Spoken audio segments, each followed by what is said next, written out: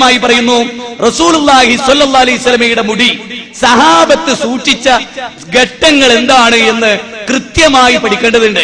ഇപ്പൊ റസൂലുള്ളാഹിന്റെ മുടി ഏതുപോലെ നമുക്ക് വളരെ പ്രിയപ്പെട്ട നമ്മുടെ ബാപ്പ മരിക്കുമ്പോ ബാപ്പ സ്ഥിരമായിട്ട് ഉപയോഗിച്ച പേന ബാപ്പയുടെ ഓർമ്മക്കായി എടുത്തു വെക്കൂ. സ്നേഹമുള്ള മക്കള് അല്ലേ, നിങ്ങളൊന്ന് ആലോചിച്ച് നോക്കൂ.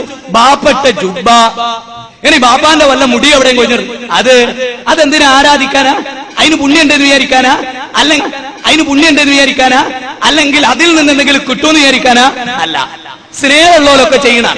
അതേ അവസരത്തിൽ അല്ലാഹു സുബ്ഹാനഹു വ തആല അവർക്ക് നൽകിയിട്ടുള്ള എല്ലാ കഴിവുകളെയും നമ്മൾ അംഗീകരിക്കുകയാണ്.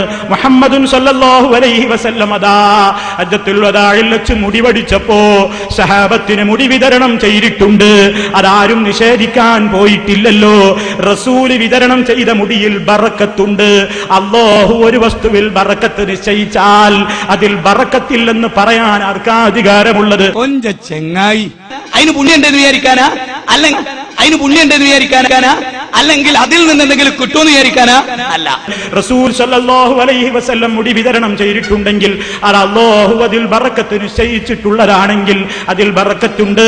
അവിടുത്തെ വിയർപ്പെടുത്ത് ഉപയോഗിച്ചിട്ടുണ്ട്, അവിടുന്ന് ധരിച്ച വസ്ത്രം എടുത്തുപയോഗിച്ചിട്ടുണ്ട്, അവിടുന്ന് ഉദുവെടുക്കുന്ന വെള്ളത്തിന് വേണ്ടി സഹാബിമാര് തിരക്ക് കൂട്ടിയിട്ടുണ്ട്.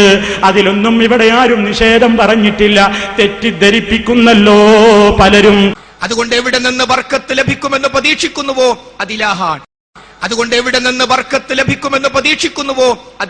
ഒന്റെ ചെങ്ങായി, മന്ദബുദ്ധിന്റെ താഴത്ത് 25 വരട്ട ചിലപ്പോ ഭാര പ്രതിഷേധിക്കും. നബിയുടെ മുടിക്ക് മഹത്വമുണ്ട്. സഹാബികൾ ആ മുടി കൊണ്ട് ബർക്കത്തെടുത്തിട്ടുണ്ട്.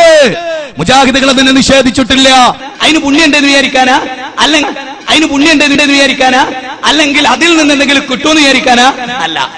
മന്ദബുദ്ധിന്റെ താഴത്ത് 25 വരട്ട ചിലപ്പോ ഭാര പ്രതിഷേധിക്കും.